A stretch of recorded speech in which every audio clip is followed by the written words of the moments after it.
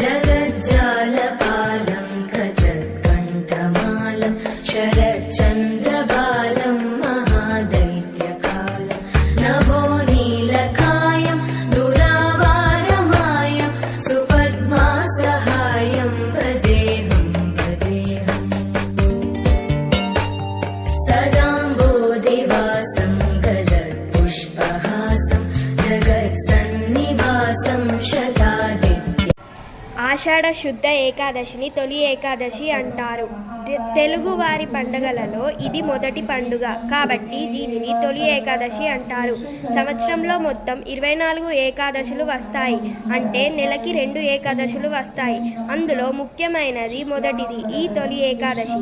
ఈ ఏకాదశి రోజు శ్రీ మహావిష్ణువు నిద్రకు ఉపక్రమిస్తాడు కాబట్టి దీనిని శయనేకాదశి అని కూడా అంటారు.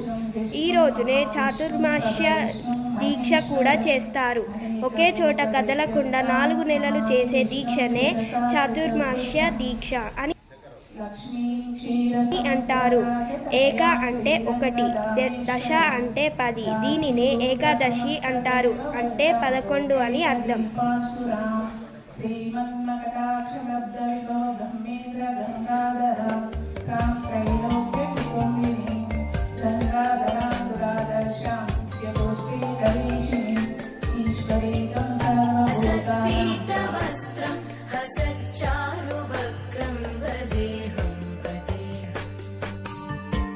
Hi, this is Niharika from 7th standard.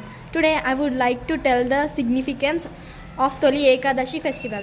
Toli Ekadashi holds deep significance in Hindu mythology and tradition. It is believed that on the day the Lord Vishnu goes to sleep and wakes up after 4 months on Prabodhini Ekadashi. Toli Ekadashi is an extremely auspicious day for Lord Vishnu. During Ashadam, this festival is celebrated. Especially Telangana and Andhra state people celebrates. Thank you.